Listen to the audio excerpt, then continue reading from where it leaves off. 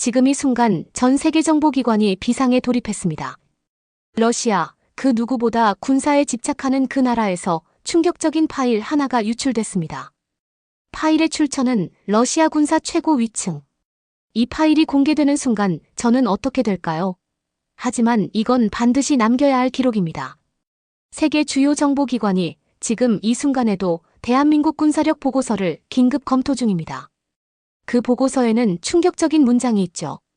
한국은 단 7일 만에 핵무기 생산이 가능하다. 왜 제가 목숨을 걸고 이 정보를 세상에 공개하는 걸까요? 단언컨대 그들이 진짜 움직인다면 세계는 놀랄 것입니다. 세계 군사질서 재편의 생생한 증언을 지금부터 공개합니다. 지금 바로 그 충격적인 진실을 확인하세요. 여러분들의 구독, 좋아요 꼭 눌러주세요. 여러분의 행복에 한 발 더 다가갑니다. 저는 알렉산드로 블라디미르, 러시아 최고의 군사전략 전문가입니다.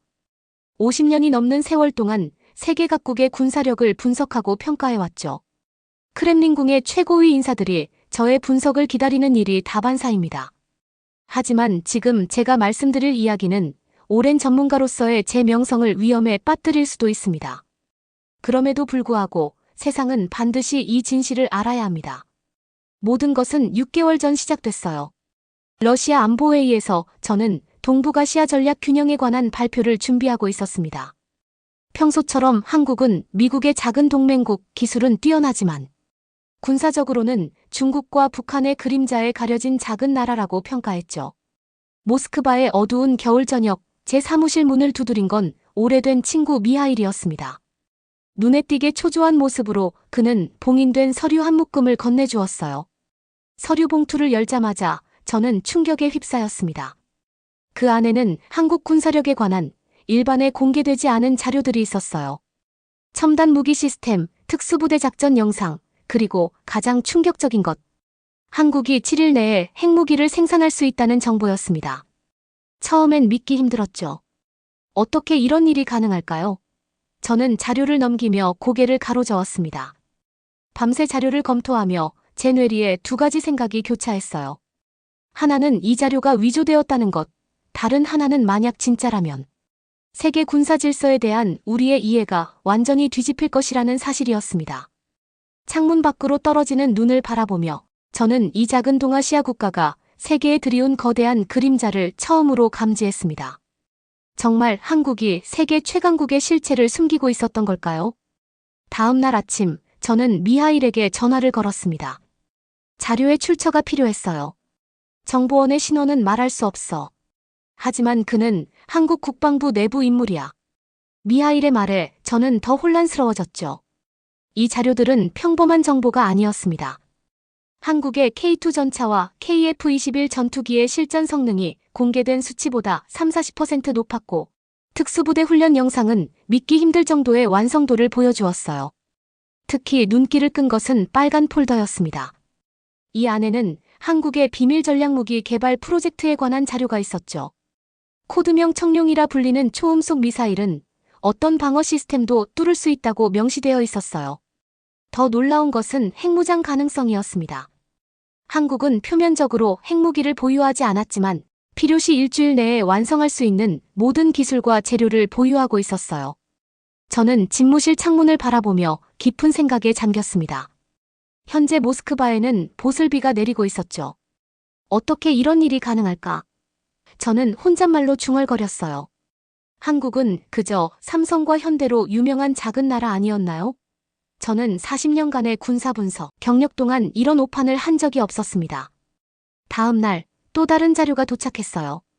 USB 드라이브에는 한국 특수부대의 실전 훈련 영상이 있었습니다. 국제대회에서 한국의 특수부대원들이 러시아와 미국, 영국의 정예부대를 상대로 압도적인 승리를 거두는 모습이었죠. 그들의 움직임은 마치 영화처럼 정확하고 치명적이었습니다. 저는 비디오를 보며 등줄기로 식은땀이 흘렀어요. 이것은 단순한 훈련이 아니었습니다. 한국은 이미 차세대 군사기술을 완벽하게 구현하고 있었어요. 자료를 받은 지 일주일 후 저는 모스크바 외곽의 비밀회의실에서 러시아 최고위 군사 지도자들과 만났습니다. 그들은 제 보고서에 회의적이었어요. 블라디미르, 당신이 그렇게 쉽게 속을 줄은 몰랐소. 한국은 그저 미국의 꼭두각시일 뿐이요. 국방장관이 웃으며 말했죠. 회의실을 나오며 저는 분노와 혼란을 느꼈습니다. 내 경력 전체를 통해 쌓아온 분석가로서의 명성이 위태로워졌어요. 하지만 제 직감은 이 자료들이 진짜라고 말하고 있었습니다. 저는 더 깊이 파고들기로 결심했죠. 모스크바 국립도서관의 컴퓨터실에서 저는 공개된 한국 군사력 데이터를 다시 검토했습니다. 표면적으로 한국의 국방비는 세계 10위권, 병력 규모는 중국이나 북한에 비해 작았어요. 하지만 숫자, 그 이상을 보면 이야기가 달라졌습니다. 한국의 방위산업 생산성은 세계 어느 나라보다 높았고 연구개발 효율성은 미국의 2배에 달했죠. 저는 오랜 시간 컴퓨터 화면을 응시하며 제 자신의 오만함을 되돌아보았습니다. 우리는 항상 러시아, 미국, 중국만이 세계 군사 강국이라고 여겨왔어요. 그리고 이런 오판이 얼마나 위험한지 깨닫게 되었죠. 한국은 겉으로 보이는 것과 다른 숨겨진 강대국이었습니다.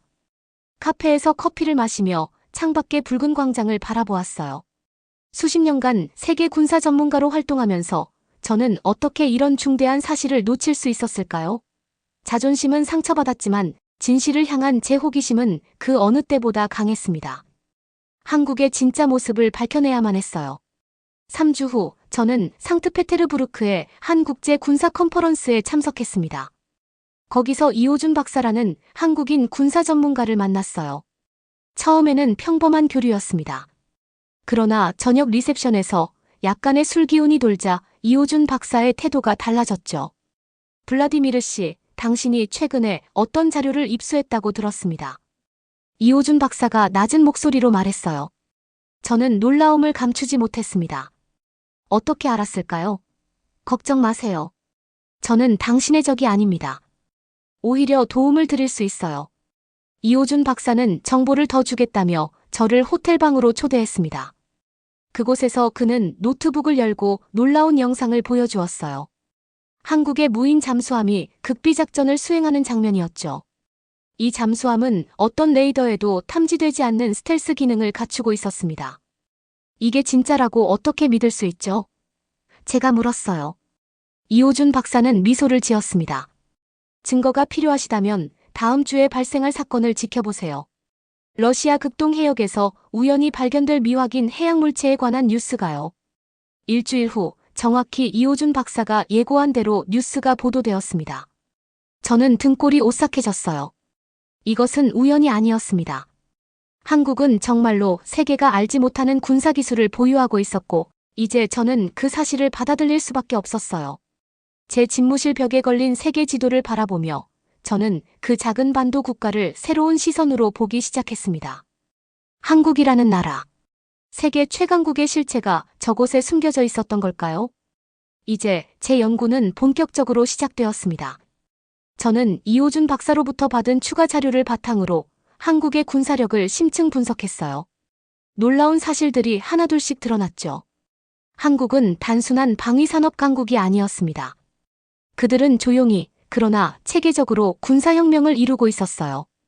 특히 충격적이었던 것은 드래곤 I라는 코드명의 AI 전투 시스템이었습니다. 이 시스템은 실시간으로 전장 상황을 분석하고 최적의 전술을 제시할 뿐만 아니라 적군의 다음 움직임까지 예측했어요. 시뮬레이션 결과에 따르면 이 시스템을 갖춘 한국군은 수적 열세에도 불구하고 어떤 강대국과의 전투에서도 승리할 확률이 68%에 달했습니다. 또한 한국의 특수부대 검은매는 세계 어느 부대와도 비교할 수 없는 전투력을 보유하고 있었습니다. 그들은 러시아 스페츠나즈나 미국 네이비실과의 비공개 합동훈련에서 항상 우위를 점했죠. 더 놀라운 것은 그들의 장비였어요. 외골격 전투복, 야간 투시 렌즈, 인공지능 타겟팅 시스템은 마치 공상과학 영화에서나 볼 법한 것들이었습니다. 저는 모스크바 교회의 제 별장에서 밤새 자료를 검토했어요. 창밖으로는 눈이 내리고 있었죠. 이것이 진짜라면 세계 군사 질서는 완전히 재편될 것이다. 제가 중얼거렸습니다. 특히 한국의 신형 K3 전차의 성능 데이터는 믿기 힘들 정도였어요. 러시아의 최신의 아르마타 전차보다 화력, 방어력, 기동성 모든 면에서 우수했습니다. 그날 밤 저는 중대한 결정을 내렸어요. 이 정보를 러시아 최고 위층에 다시 한번 보고하기로 한 것입니다. 하지만 이번에는 더 많은 증거와 함께, 그리고 세계 군사 질서가 이미 바뀌고 있다는 명확한 메시지와 함께 말이죠. 저는 창문을 열고 차가운 공기를 마셨습니다. 어떤 위험이 따르더라도 세계는 이 진실을 알아야 했어요. 한국은 이미 세계 최강국이었고 우리는 모두 그 사실을 모르고 있었습니다. 크렘린 궁의 비밀 회의실에서 저는 두 번째 보고를 준비했습니다. 이번에는 완벽한 증거를 갖추었죠. 회의가 시작되자 분위기는 이전과 달랐어요. 더 이상 비웃음이나 의심의 눈초리가 아니었습니다. 대신 긴장감과 무거운 침묵이 감돌았죠. 알렉산드로 동지, 당신의 최초 보고서가 맞았던 것 같소. 국방장관이 심각한 표정으로 말했습니다. 우리의 위성 정보에 따르면 한국은 지난달 비무장지대 인근에서 극비 군사훈련을 실시했소. 그들의 신형무기 시스템은 우리의 예상을 뛰어넘는 수준이었습니다. 저는 가슴이 뛰었어요. 제 직감이 맞았던 겁니다. 하지만 이건 승리의 순간이 아니었죠. 오히려 세계가 직면한 새로운 현실에 대한 두려움이 밀려왔습니다. 회의 후 저는 모스크바 강변을 혼자 걸었어요. 차가운 바람이 얼굴을 스쳤지만 제 마음속에는 더 큰 한파가 몰아치고 있었습니다. 그날 밤 호텔방으로 돌아오자 낯선 봉투가 침대 위에 놓여 있었어요. 경계하며 열어보니 USB와 짧은 메모가 들어 있었습니다. 더 깊은 진실을 원한다면. 그리고 서울의 한 호텔 주소가 적혀 있었죠. 메모는 김지수라는 이름으로 서명되어 있었습니다. 저는 오랫동안 생각했어요. 이것은 함정일까요? 아니면 진짜 내부정보원일까? 결국 저는 모험을 감행하기로 결심했습니다. 다음 날 아침, 저는 서울행 비행기에 몸을 실었어요. 창밖으로 러시아의 설경이 멀어져 갔고, 저는 미지의 진실을 향해 날아가고 있었습니다. 서울 인천공항에 도착했을 때, 저는 완전히 다른 세계에 들어선 느낌이었습니다. 공항 자체가 하나의 미래 도시 같았어요. 로봇 안내원, 홀로그램 광고판, 자율주행 전기차. 이곳은 분명 기술의 최전선이었죠. 지정된 호텔에 체크인한 후 저는 긴장된 마음으로 약속 시간을 기다렸습니다. 정확히 오후 3시 방문을 두드리는 소리가 들렸어요. 문을 열자 단정한 정장 차림의 40대 남성이 서 있었습니다. 알렉산드로 블라디미르 씨, 만나서 반갑습니다. 저는 김지수입니다. 그는 완벽한 러시아어로 말했어요. 한국 국방과학연구소의 수석 연구원이죠. 김지수는 저에게 놀라운 이야기를 들려주었습니다. 한국은 지난 20년간 프로젝트 미래호랑이라는 초비밀 군사 프로그램을 운영해왔다고 해요. 이 프로그램의 목표는 단 하나, 한국을 세계 최고의 군사 강국으로 만드는 것이었습니다. 우리는 세계가 생각하는 것보다 훨씬 앞서 있습니다. 김지수가 말했어요. 핵무기요? 필요하다면 언제든 생산할 수 있죠. 하지만 우리에겐 그보다 더 강력한 것이 있습니다. 양자 방어망, 초음속 스텔스 드론, 전자기 펄스 무기. 세계는 아직 이런 기술의 존재조차 모르고 있어요. 저는 입이 떡 벌어졌습니다. 왜 이런 정보를 저에게 공개하는 겁니까? 제가 물었어요. 김지수는 창밖의 서울 전경을 바라보며 대답했습니다. 세계는 변화하고 있습니다. 러시아, 미국, 중국. 모두가 자신들이 여전히 주도권을 쥐고 있다고 생각하죠. 하지만 그건 착각입니다. 균형은 이미 깨졌어요. 우리는 당신이 이 진실을 세계에 알리길 원합니다. 전쟁을 예방하기 위해서죠. 다음 날, 김지수는 저를 서울 외곽의 비밀시설로 안내했어요. 그곳에서 저는 제 눈을 의심할 수밖에 없었습니다. 완전 자율 전투 로봇, 레이저, 방어 시스템, 양자 암호화 통신. 한국은 이미 4차 산업혁명을 넘어 5차 산업혁명의 문턱에 서 있었어요.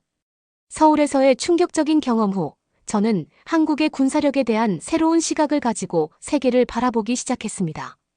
특히 눈에 띄는 것은 한국 무기의 세계 시장 진출이었어요. 이것은 단순한 수출이 아니라 글로벌 군사 질서의 재편이었습니다. 폴란드는 최근 한국의 K 전차 1000대, FA-50P 전투기 48대 K9, 자주포 600문을 구매하는 메가딜을 체결했어요. 이는 나토 국가가 미국이나 독일이 아닌 한국 무기를 대량 도입한 최초의 사례였습니다. 터키, 호주, 인도네시아, 이집트도 비슷한 협약을 맺었죠. 저는 바르샤바에서 열린 군사 박람회에 참석해 직접 그 현장을 목격했어요. 폴란드 장군들은 한국 무기의 성능에 감탄을 금치 못했습니다. 미국 무기보다 30% 저렴하면서 성능은 동등하거나 더 뛰어납니다. 한 폴란드 장군이 말했어요. 게다가 정치적 조건도 없고 부품 공급이 신속합니다. 이 현상의 의미를 깊이 생각하던 중 저는 미국의 군사 전문가 마이클 브라운과 만났습니다. 그는 워싱턴의 초조함을 확인해 주었어요. 우리는 내부적으로 코리안 쇼크라고 부릅니다. 한국이 우리의 전통적인 무기 시장을 빠르게 잠식하고 있어요. 그들은 우리가 몇 년 걸릴 무기를 몇 달 만에 인도합니다. 가장 주목할 만한 것은 아랍에미리트, 사우디아라비아와 같은 중동 국가들이 미국 대신 한국을 새로운 군사 파트너로 선택하기 시작했다는 점이었어요. 리야드에서 만난 사우디 장교는 이렇게 말했습니다. 한국은 기술만 판매하는 것이 아니라 그들의 군사 발전 모델을 수출합니다. 그들이 60년 만에 세계 최강국이 된 비결을 우리도 배우고 싶은 거죠. 이제 저는 분명히 알았습니다. 한국의 무기 수출은 단순한 경제적 성공이 아니었어요. 이것은 글로벌 군사 질서의 재편이자 한국이 새로운 초강대국으로 부상하는 결정적 증거였습니다. 세계는 아직 깨닫지 못하고 있었지만 게임의 규칙은 이미 바뀌었어요. 한국은 조용히 그러나 확실하게 글로벌 군사 패권을 장악해가고 있었습니다. 제 연구가 깊어질수록 한국의 군사력이 세계 강대국들에게 미치는 영향도 더욱 선명해졌습니다. 모스크바로 돌아온 저는 러시아 정보부의 최고위 인사들과 비밀 회의를 가졌어요. 그들은 이미 한국 문제를 심각하게 논의하고 있었습니다. 우리의 위성이 지난달 동해상에서 포착한 영상입니다. 정보부 장교가 화면을 가리켰어요. 그곳에는 물 위를 미끄러지듯 움직이는 이상한 물체가 있었습니다. 한국의 신형 스텔스 함정으로 추정됩니다. 우리의 레이더로는 전혀 탐지되지 않았어요. 또 다른 장교가 덧붙였습니다. 더 심각한 것은 한국의 사이버 능력입니다. 지난 6개월간 우리 시스템에 대한 침투 시도가 있었어요. 흔적을 추적했더니 서울로 연결되더군요. 그들은 우리 방어망을 마치 종이처럼 뚫고 지나갔습니다. 이틀 후 저는 베이징의 한 비밀 접선 장소에서 중국 군사 전문가 왕리와 만났어요. 그는 심각한 표정으로 중국의 상황을 전했습니다. 우리도 한국의 부상을 주시하고 있습니다. 특히 그들의 대잠수함 기술은 우리의 핵심 전략 자산을 무력화할 수 있어요. 중국 지도부는 매우 긴장하고 있습니다. 그리고 마지막으로 워싱턴 DC에서 미국 국방부 고위 관계자와의 비공식 만남이 있었습니다. 그는 놀랍게도 한국에 대한 미국의 속내를 털어놓았어요. 사실 우리는 한국을 더 이상 통제할 수 없습니다. 표면적으로는 동맹이지만 그들은 이미 독자적인 군사정책을 펼치고 있어요. 가장 걱정되는 것은 그들의 우주 군사 프로그램입니다. 한국은 이미 우주의 군사위성 네트워크를 구축했어요. 세 강대국 모두 한국의 부상에 긴장하고 있었습니다. 하지만 놀라운 것은 그들이 취한 태도였어요. 적대감보다는 경계와 기대가 혼합된 복잡한 감정이었죠. 베이징의 한 고급 레스토랑에서 중국 장성은 이렇게 말했습니다. 솔직히 말해서 우리는 한국의 기술력을 존경합니다. 그들이 어떻게 이런 수준에 도달했는지 우리도 배워야 합니다. 저는 세계 곳곳을 돌아다니며 깨달았습니다. 한국은 이미 세계 군사 질서에 거대한 그림자를 들이우고 있었어요. 그리고 그 그림자는 공포보다는 존경과 경외를 불러일으키고 있었습니다. 세계는 조용히 그러나 확실하게 한국 중심의 새로운 질서로 재편되고 있었어요. 제 연구의 마지막 단계는 한국의 미래전 전략을 분석하는 것이었습니다. 서울의 비밀 연구시설에서 마지막 면담을 가진 저는 이수진 대령을 만났어요. 특수부대 지휘관으로 20년간 복무한 이수진 대령은 한국군의 미래 비전을 들려주었습니다. 우리의 핵심 철학은 시간이 곧 힘이라는 것입니다. 이수진 대령이 말했어요. 적이 움직이기도 전에 우리는 이미 대응을 완료해야 합니다. 이것이 우리가 AI와 자율 시스템에 모든 것을 투자하는 이유죠. 이수진 대령은 드래곤 그리드라는 한국의 최첨단 전장관리 시스템을 설명했습니다. 이 시스템은 인공지능, 양자 컴퓨팅, 신경망 분석을 결합해 전장의 모든 변수를 실시간으로 처리했어요. 우리 시스템은 적의 움직임을 예측하고 최적의 대응을 0.3초 내에 결정합니다. 미국의 시스템은 아직 3초가 걸리죠. 더 놀라운 것은 한국의 고스트 네트워크였습니다. 이것은 전자기 펄스나 핵 공격에도 살아남을 수 있는 통신 체계였어요. 우리는 최악의 시나리오에 대비하고 있습니다. 서울이 완전히 파괴되어도 우리 지휘 체계는 계속 작동할 거예요. 이러한 기술력은 한국이 추구하는 새로운 전쟁 패러다임을 보여주었습니다. 그들은 더 이상 병력 수나 전통적인 화력에 의존하지 않았어요. 속도, 정확성, 예측 능력이 그들의 무기였습니다. 소수의 정예 부대와 첨단 기술로 적의 대규모 군대를 무력화하는 전략이었죠. 특히 인상적이었던 것은 양자 방패라 불리는 미사일 방어 시스템이었어요. 이 시스템은 적의 미사일을 발사 직후 탐지해 초고속 요격 미사일로 제거했습니다. 시뮬레이션에 따르면 이 시스템은 북한과 중국의 모든 미사일을 99.7% 확률로 요격할 수 있었어요. 이수진 대령의 마지막 말은 지금도 제 귓가에 맴돕니다. 우리는 결코 전쟁을 원하지 않습니다. 하지만 누군가 우리를 시험하려 한다면 그들은 상상조차 할 수 없는 대응에 직면하게 될 것입니다. 한국은 이미 미래전에 완벽히 준비되어 있습니다. 서울에서의 마지막 날, 저는 한국국방과학연구소의 비밀 지하시설을 방문할 기회를 얻었습니다. 김지수 박사가 안내하는 투어는 제 군사 전문가로서의 인생을 완전히 바꿔놓았어요.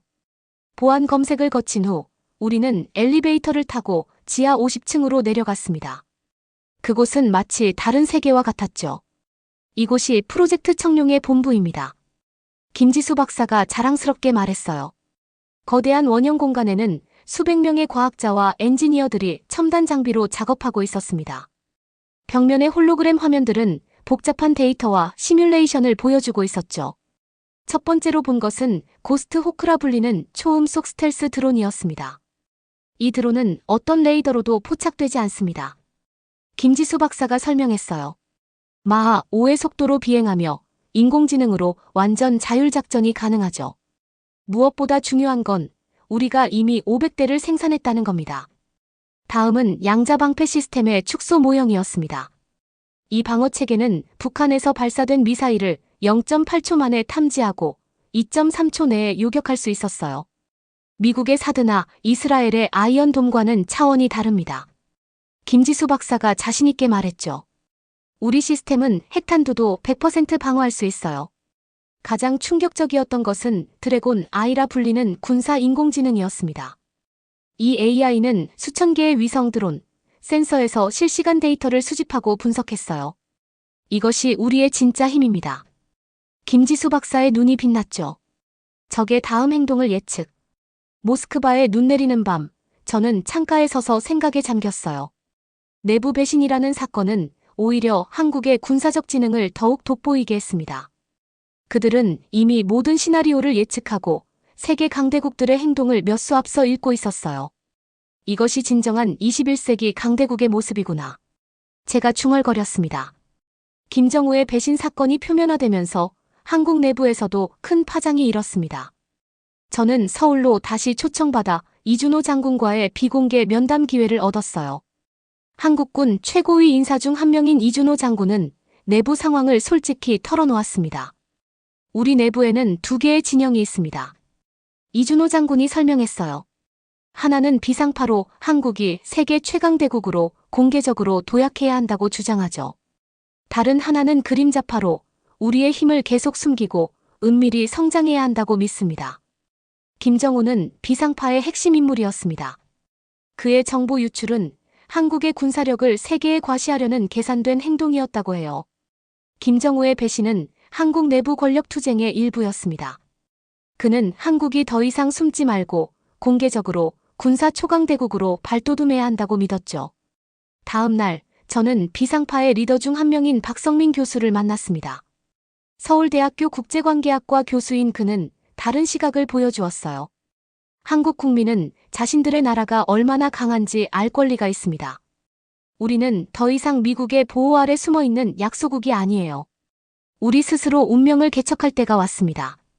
이 내부 갈등은 단순한 노선 차이가 아니었어요. 한국의 정체성과 미래 방향에 관한 근본적인 질문이었습니다. 흥미로운 점은 양측 모두 한국의 군사적 우월성에는 동의한다는 것이었죠. 차이점은 단지 그것을 어떻게 활용할 것인가에 있었습니다. 서울의 한 비밀 장소에서 저는 두 진영의 지도자들이 격론을 벌이는 회의에 참석했어요. 그림자파의 대표 이준호 장군은 냉정하게 주장했습니다. 우리의 힘은 비밀에 있습니다. 세계가 우리를 과소평가할 때 우리는 더 자유롭게 움직일 수 있어요. 반면 비상파의 박성민 교수는 열정적으로 반박했습니다. 언제까지 숨을 겁니까? 한국은 이미 세계 최고입니다. 우리 국민들에게 자부심을 줄 때가 왔어요. 세계는 한국을 새로운 리더로 인정해야 합니다. 논쟁이 격해지는 순간 회의실 문이 열리고 한 노인이 들어왔어요. 모든 사람이 즉시 일어나 경의를 표했습니다. 김준혁 명예장군, 프로젝트 청룡의 창시자였죠. 80대의 노장군임에도 그의 눈빛은 여전히 예리했습니다. 여러분, 우리의 진정한 힘은 단합에 있습니다. 김준혁 장군이 침착하게 말했어요. 우리는 60년 전 폐허에서 시작했습니다. 세계 어느 나라도 우리처럼 빠르게 성장하지 못했죠. 그것은 우리 모두가 하나의 목표를 향해 나아갔기 때문입니다. 지금 우리가 필요한 것은 분열이 아니라 새로운 비전입니다. 그 순간 회의실에는 깊은 침묵이 흘렀어요. 김준혁 장군의 말은 모두의 가슴에 깊이 와닿았습니다. 내부 갈등에도 불구하고 한국은 여전히 하나의 목표를 향해 나아가고 있었어요. 세계 최고의 국가가 되기 위해 그들은 다시 한번 단합하고 있었습니다. 한국 내부의 변화는 전 세계에 파문을 일으켰습니다. 제가 모스크바로 돌아온 지 한 달 후 글로벌 군사 질서의 급격한 변화가 가시화되기 시작했어요. 첫 번째 신호는 나토의 위기 회의였습니다. 제 정보원에 따르면 미국은 한국의 군사력에 대한 새로운 정보를 동맹국들과 공유했다고 해요. 그 결과 여러 유럽 국가들이 한국과의 군사 협력을 강화하기 시작했습니다. 특히 폴란드, 루마니아, 체코는 미국 대신 한국 무기를 대량 구매하는 계약을 체결했죠. 유럽은 지금 한국 물결을 경험하고 있습니다. 바르샤바에서 만난 폴란드 장교가 말했어요. 한국의 FA-50 전투기는 미국의 F-16보다 30% 저렴하면서 성능은 동등합니다. 게다가 정치적 조건 없이 기술 이전까지 제공하니 선택은 자명하죠. 중동에서도 비슷한 변화가 일어났습니다. 아랍에미리트와 사우디아라비아는 한국과 대규모 방산 협력 계약을 체결했어요. 이는 70년 넘게 미국이 독점해온 중동 무기 시장의 급격한 변화를 의미했습니다. 한국 무기는 성능이 뛰어날 뿐만 아니라 정치적 제약이 적습니다. 사우디 장성이 설명했죠. 그들은 우리를 동등한 파트너로 대합니다. 아시아에서는 더 극적인 변화가 일어났어요. 인도네시아, 말레이시아, 필리핀, 베트남이 연이어 한국과 전략적 군사동맹을 체결했습니다. 이것은 중국을 겨냥한 새로운 안보 블록의 형성을 의미했죠. 우리는 이제 한국-아세안 방위 협력체를 구성했습니다. 필리핀 국방장관이 자랑스럽게 발표했어요. 한국의 기술과 우리의 지정학적 위치가 결합된 강력한 동맹입니다. 제가 가장 놀란 것은 러시아의 반응이었습니다. 오랫동안 미국과 중국만을 경쟁자로 여겨온 러시아는 이제 한국을 새로운 전략적 변수로 인식하기 시작했어요. 크렘린 궁 최고위 회의에서 한 장군이 이렇게 말했다고 합니다. 우리는 지금까지 잘못된 적을 주시하고 있었습니다. 진짜 미래의 강대국은 한국입니다. 모스크바의 한 학술 세미나에서 저는 이러한 변화의 의미를 다음과 같이 설명했어요. 세계는 이제 트리폴라 3극 체제에서 쿼드폴라 4극 체제로 전환되고 있습니다. 미국, 중국, 러시아와 함께 한국이 네 번째 극으로 등장했죠. 하지만 한국의 접근법은 다릅니다. 그들은 군사력을 과시하지 않고 실용적인 협력을 통해 영향력을 확장하고 있습니다. 이제 세계는 한국이라는 새로운 강대국의 등장을 인정할 수밖에 없었습니다. 그리고 흥미롭게도 이 변화는 전쟁이나 갈등 없이 조용히 그러나 확실하게 일어나고 있었어요. 한국은 세계 군사 판도를 평화적으로 재편하는 새로운 모델을 보여주고 있었습니다.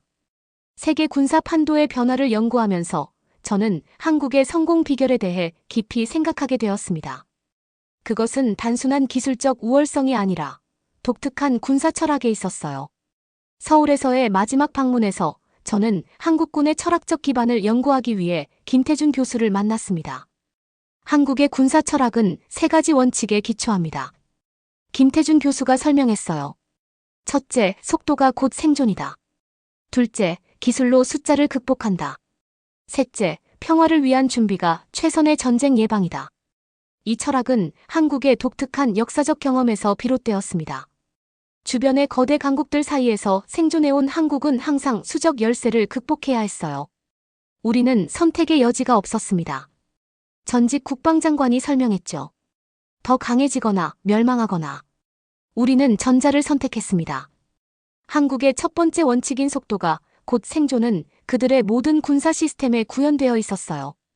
한국의 지휘 체계는 미국보다 3배, 중국보다 5배 빠르게 의사결정을 내릴 수 있었습니다. 북한이 미사일을 발사하면 우리는 30초 내에 대응합니다. 이준호 장군이 자랑스럽게 말했죠. 이것이 우리가 생존할 수 있는 유일한 방법입니다. 두 번째 원칙인 기술로 숫자, 극복은 한국의 첨단 무기 개발 프로그램의 기반이었어요. 우리는 결코 중국이나 북한만큼 많은 병력을 가질 수 없습니다. 김지수 박사가 설명했습니다. 그래서 우리는 한 명의 군인이 10명의 적과 맞설 수 있는 기술을 개발했죠. 한국의 워리어 슈트는 그 대표적 예였습니다. 이 외골격 전투복은 병사의 힘을 10배로 증폭시키고 AI 조준 시스템으로 98% 명중률을 보장했어요. 세 번째 원칙인 평화를 위한 준비는 한국의 군사력이 결코 침략적이지 않다는 점을 강조했습니다. 우리는 어떤 나라도 침략할 의도가 없습니다. 이준호 장군이 진지하게 말했어요. 우리는 단지 누구도 우리를 넘보지 못할 만큼 강해지고 싶을 뿐입니다. 그것이 진정한 평화의 길이죠. 이 3가지 원칙이 결합된 한국의 군사 철학은 세계 어느 강대국과도 달랐습니다. 그들은 화려한 퍼레이드나 위협적인 수사학 대신 조용히 그러나 확실하게 자신들의 힘을 키워왔어요. 우리는 강해지기 위해 강해졌습니다. 김태준 교수의 말이 제 마음에 깊이 남았습니다. 그것은 생존을 위한 필수 조건이었고 이제는 세계 평화에 기여하는 방법이 되었습니다. 모스크바로 돌아오는 비행기에서 저는 창밖의 구름을 바라보며 깊은 생각에 잠겼어요. 한국의 독자적 군사 철학은 21세기 새로운 강대국의 모델을 제시하고 있었습니다. 그것은 위협이나 강압이 아닌 기술과 효율성, 그리고 평화를 향한 굳은 의지를 기반으로 한 새로운 패러다임이었죠. 세계는 이제 한국에게서 배워야 할 때가 왔습니다. 제가 한국의 군사력을 연구하면서 가장 충격을 받은 것은 그들의 특수작전 능력이었습니다. 모스크바로 돌아온 후 저는 특별히 허가를 받아 한국 특수부대 검은 매의 비밀 영상 자료를 분석할 기회를 얻었어요. 그 내용은 지금도 제 머릿속에 선명하게 남아 있습니다. 영상은 북한 접경 지역에서 실시된 실전 훈련을 담고 있었어요. 완전한 암흑 속에서 검은 매 대원들은 마치 유령처럼 목표물에 접근했습니다. 그들의 움직임은 인간의 것이라고 믿기 힘들 정도로 빠르고 정확했죠. 특히 놀라운 것은 그들의 장비였어요. 고스트 스킨이라 불리는 특수 슈트는 열감지 카메라에도 잡히지 않았고 헬멧에 장착된 AI 시스템은 실시간으로 최적의 침투 경로를 계산했습니다. 이 부대는 북한의 핵심 시설을 단 4분 만에 무력화할 수 있습니다.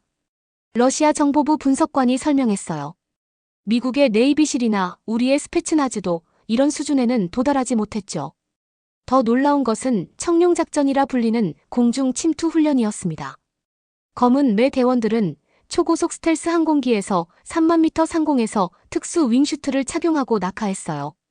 그들은 레이더에 전혀 탐지되지 않은 채 목표 지점에 완벽하게 착륙했습니다. 이 기술을 이용하면 그들은 평양이나 베이징의 어떤 장소든 침투할 수 있습니다. 분석관이 덧붙였죠. 특히 인상적이었던 것은 그림자라 불리는 한국의 최정예 암살 부대였어요. 단 6명으로 구성된 이 부대는 세계에서 가장 위험한 임무를 수행했습니다. 한 영상에서는 그들이 적국의 최첨단 방어 시스템을 뚫고 목표물을 제거한 뒤 흔적 없이 사라지는 모습이 담겨 있었어요. 놀라운 점은 그들이 단 한 발의 총성도 없이 작전을 완수했다는 것입니다. 그림자 부대의 존재는 극소수만 알고 있습니다. 이호준 박사가 비밀리에 전화로 설명했어요. 그들은 공식적으로 존재하지 않죠. 하지만 지난 10년간 그들은 한국의 안보를 위협하는 여러 잠재적 위험을 사전에 제거했습니다. 제가 가장 경악했던 것은 이 부대의 훈련 방식이었어요. 그들은 실제와 구분할 수 없는 가상현실 시뮬레이션에서 하루 16시간씩 훈련했습니다. 이 시스템은 적의 모든 가능한 반응을 예측하고 대원들이 완벽하게 대응할 수 있도록 교육했죠. 그들이 실제 작전에 투입될 때는 이미 수백 번 같은 상황을 경험한 상태입니다. 이호준 박사의 설명이 제 귀에 울렸어요. 모스크바의 추운 겨울밤, 저는 이 자료들을 검토하며 깊은 생각에 잠겼습니다. 한국의 특수부대는 단순한 군사력을 넘어 새로운 차원의 전쟁 예술을 보여주고 있었어요. 그들의 철학은 보이지 않는 힘이 가장 강력하다는 것. 그리고 그 철학은 이미 세계의 판도를 조용히 바꾸고 있었습니다. 한국의 군사력에 대한 연구를 진행하면서 저는 그들의 강함이 단순한 기술이나 전략에서만 비롯된 것이 아님을 깨달았습니다. 그 핵심에는 국민의 특별한 정체성이 있었어요. 서울을 두 번째 방문했을 때 저는 이 현상을 직접 목격할 수 있었습니다. 아침 일찍 서울의 한 공원을 산책하던 중 저는 놀라운 광경을 목격했어요. 60대의 노인들이 군사훈련과 유사한 체조를 하고 있었죠. 이것은 국방체조라고 합니다. 동행한 이호준 박사가 설명했어요. 대부분의 한국 어르신들은 매일 아침 이 운동을 하죠. 그들은 여전히 자신을 국가방위의 일부로 생각합니다. 대학 캠퍼스에서는 더 놀라운 광경이 펼쳐졌습니다. 공학도들이 드론 경주 대회를 열고 있었는데 그 기술 수준이 믿기 힘들 정도였어요. 이 학생들의 취미가 곧 국방기술로 이어집니다. 이호준 박사가 말했죠. 한국 방위산업체들은 이런 대회에서 인재를 발굴하고 군사기술 개발에 참여시킵니다. 서울 시내의 한 고등학교를 방문했을 때는 더욱 놀랐어요. 학생들이 국방과학 수업을 듣고 있었는데 그 내용은 대학 수준의 로봇공학과 AI 프로그래밍이었습니다. 우리는 어릴 때부터 국방의 중요성을 배웁니다. 17세 학생이 유창한 러시아어로 설명했죠. 그것은 우리 정체성의 일부예요. 우리 모두가 조국 수호의 책임을 공유한다고 느낍니다. 저녁에는 서울 시내 한 식당에서 특별한 경험을 했어요. 옆 테이블에 앉은 비즈니스맨들이 열띤 토론을 벌이고 있었는데 그 주제가 최신 드론 기술이었습니다. 이건 일상적인 대화입니다. 이호준 박사가 미소 지었죠. 한국인들에게 군사기술은 야구 점수를 논하는 것만큼 자연스러운 주제예요. 가장 인상적이었던 것은 시민방위의 날 행사였습니다. 수만 명의 시민들이 공원에 모여 비상대응 훈련에 참여했어요. 노인부터 아이까지 모든 시민들이 놀라운 질서와 효율성으로 훈련에 임했습니다. 이것이 우리의 진짜 힘입니다. 이준호 장군이 자부심을 담아 말했죠. 외부 세계는 우리의 무기나 기술을 볼 수 있지만 우리 국민의 정신은 보지 못합니다. 한국인 모두가 군인의 마음을 가지고 있어요. 서울의 밤거리를 걸으며 저는 이 나라의 독특한 정체성에 대해 깊이 생각했습니다. 한국인들에게 국방은 단순한 의무가 아니라 자부심의 원천이었어요. 그들은 일상생활 속에서도 항상 준비되어 있었고 그것이 바로 한국의 진정한 힘이었습니다. 외부의 적들은 한국의 무기는 볼 수 있어도 이 보이지 않는 힘은 측정할 수 없었죠. 모스크바로 돌아온 후 저는 한국의 군사력이 지닌 가장 독특한 특성에 대해 깊이 생각하게 되었습니다. 그것은 바로 강함과 평화의 역설적 균형이었어요. 세계 군사 역사를 연구해온 전문가로서 저는 이런 접근법을 본 적이 없었습니다. 러시아 국방부에 제출한 보고서에서 저는 이렇게 썼어요. 한국의 군사 전략은 강하기 때문에 평화롭다는 역설에 기초합니다. 그들은 세계에서 가장 치명적인 무기 체계를 갖추고 있지만 동시에 가장 평화로운 대외 정책을 펼치고 있습니다. 이 분석 후 저는 이호준 박사에게 직접 물었습니다. 한국은 이렇게 강력한 군사력을 갖추고도 왜 더 공격적인 외교 정책을 펼치지 않나요? 러시아라면 이런 힘을 세계적 영향력 확장에 사용했을 텐데요. 이호준 박사의 대답은 심오했어요. 우리는 힘을 과시하기 위해 강해진 것이 아닙니다. 단지 다시는 약해지지 않기 위해서죠. 한국은 역사적으로 너무 많은 침략을 당했습니다. 우리는 그 고통을 잊지 않았어요. 그래서 우리는 다른 나라가 같은 고통을 겪지 않도록 힘을 사용합니다. 이 철학은 한국의 해외 군사 활동에서도 분명히 드러났습니다. 그들은 유엔 평화유지군으로 세계 분쟁 지역에 파병했지만 항상 인도주의적 임무에 집중했어요. 레바논, 남수단, 소말리아에서 한국군은 학교와 병원을 건설하고 지뢰 제거 작업을 수행했습니다. 우리의 최첨단 군사기술은 생명을 구하는 데 사용됩니다. 이준호 장군이 자랑스럽게 말했죠. 더 놀라운 것은 한국의 디지털 평화 이니셔티브였어요.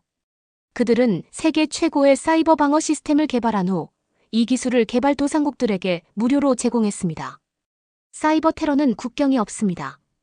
김지수 박사가 설명했어요. 한 국가가 공격받으면 결국 모두가 위험해집니다. 그래서 우리는 공유하는 것이죠. 서울의 국립전쟁기념관을 방문했을 때 저는 한국인들의 평화에 대한 갈망을 직접 느낄 수 있었습니다. 그곳에는 한국 전쟁의 참혹함을 보여주는 전시물과 함께 평화를 위한 힘이라는 특별 전시관이 있었어요. 우리는 결코 전쟁을 원하지 않습니다. 박물관 관장이 진지하게 말했죠. 그래서 우리는 그 누구도 감히 우리를 공격할 수 없을 만큼 강해진 것입니다. 이것이 진정한 평화의 길이라고 믿습니다. 모스크바의 제 연구실에서 저는 한국의 이런 접근법이 러시아와 같은 전통적 군사 강국들에게 주는 교훈에 대해 깊이 생각했습니다. 그들은 무력과시가 아닌 실질적인 안보와 평화를 추구했어요. 이것은 21세기 군사 강국의 새로운 모델이었습니다. 힘을 과시하는 것이 아니라 평화를 유지하기 위해 강한, 진정한 의미의 군사 강국이었죠. 제 연구의 결론에 다다르면서 저는 세계 각국의 전문가들과 접촉하여 한국의 부상에 대한 그들의 견해를 들었습니다. 놀랍게도 모두가 같은 결론에 도달하고 있었어요.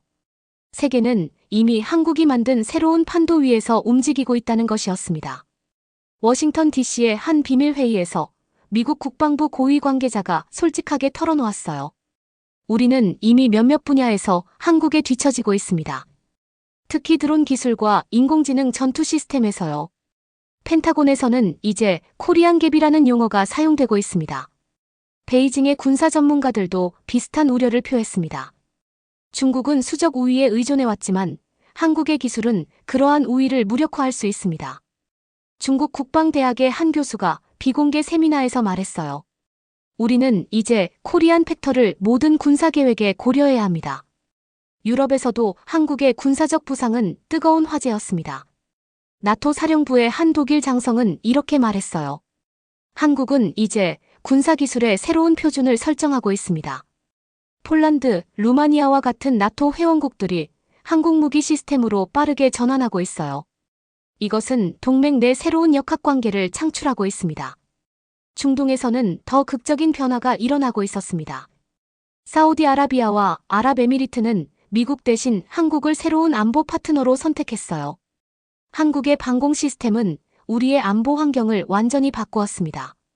사우디 국방장관이 공개적으로 선언했죠. 그들은 기술만 판매하는 것이 아니라 전체적인 국방 변혁을 지원합니다. 가장 놀라운 증거는 국제무기 시장의 변화였어요. 지난 5년간 한국의 무기 수출은 500% 증가했고 전통적인 무기 수출국인 미국, 러시아, 프랑스의 시장 점유율을 급속히 잠식했습니다. 한국은 이제 무기 시장의 게임 체인저입니다. 국제방산 분석가가 설명했어요. 그들은 더 빠르게 생산하고 더 좋은 성능을 제공하며 정치적 제약 없이 기술 이전까지 해줍니다. 모스크바의 겨울이 막바지에 다다랐을 때 저는 최종 보고서를 작성했습니다. 한국은 이제 세계 군사 질서의 새로운 중심축입니다. 그들의 부상은 조용했지만 그 영향은 혁명적입니다.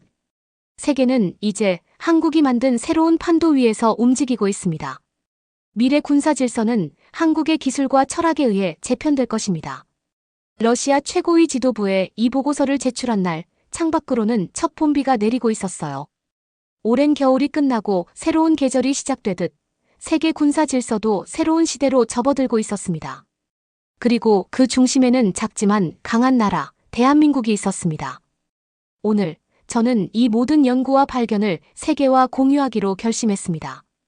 제 군사 전문가로서의 명성과 경력이 위험에 처할 수 있지만 진실은 반드시 알려져야 했어요. 모스크바 외곽의 제 별장에서 저는 지난 1년간의 모든 자료와 분석을 담은 보고서의 마지막 페이지를 완성했습니다. 결론적으로 한국은 이미 세계 최강의 군사 강국입니다. 제가 썼어요.